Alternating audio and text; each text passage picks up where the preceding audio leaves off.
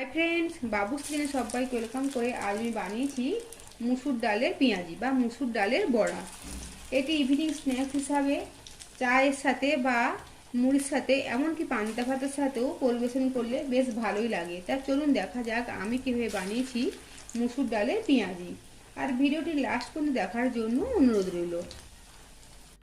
মুসুর ডালের পেঁয়াজি বা মুসুর ডালের বড়া বানানোর জন্য আমি এখানে বড় কাপের 1 কাপ মুসুর ডাল নিয়েছি। ডালটাকে খুব ভালোভাবে ধুয়ে তারপরে 1 ঘন্টার জন্য জলে ভিজিয়ে রেখেছিলাম।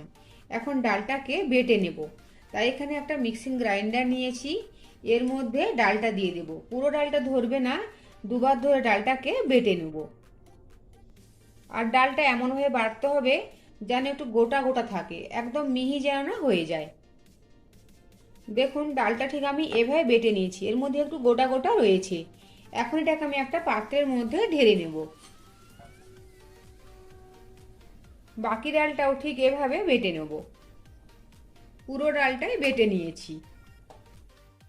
এখন এই ডাল বাটার মধ্যে দেবো কোচানো পেঁয়াজ। আমি এখানে 2টো পেঁয়াজ কুচি করে নিয়েছি। যেহেতু ডালের পেঁয়াজি, তাই একটু পেঁয়াজের পরিমাণটাই বেশি করে দিয়েছি।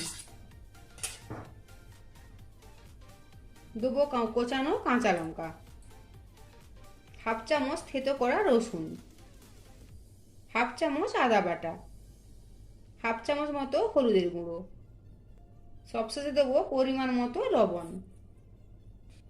সমস্ত উপকরণ হাত দিয়ে খুব ভালোভাবে মেখে নেব। সমস্ত কিছু খুব ভালোভাবে মেখে নিয়েছি। এখন যাব নেক্সট প্রসেসে। কড়াতে সাদা তেল খুব ভালোভাবে গরম করে নিয়েছি। এখন এর মধ্যে দিয়ে দেব ডালের মিশ্রণটা।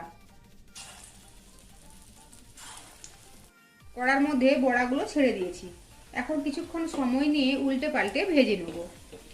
গ্যাসের ফ্লেম একদম হাই রেখে ভাজা যাবে না, লো টু মিডিয়াম রেখে কিছুক্ষণ সময় নিয়ে ভেজে নিতে হবে। দেখুন বড়াগুলো ভেজে নিয়েছি, এখন তুলে নেব। বাকি ডাল বাটাটা থেকে বড়াগুলো ভেজে নেব। বাকি বড়াগুলো ভেজে নিয়েছি। আজকে আমি এটাকে পান্তা ভাতের সাথে পরিবেশন করব। আপনার যদি রেসিপিটি ভালো লেগে থাকে অবশ্যই লাইক, শেয়ার, কমেন্ট, সাবস্ক্রাইব করার জন্য অনুরোধ রইল। পাশে থাকা বেল আইকন প্রেস করার অনুরোধ রইল আমার প্রতিদিন ধরে আপডেট পাওয়ার জন্য। ভালো থাকবেন, সুস্থ থাকবেন। ফিরে আসছি অন্য কোনো রেসিপি নিয়ে। Thank you.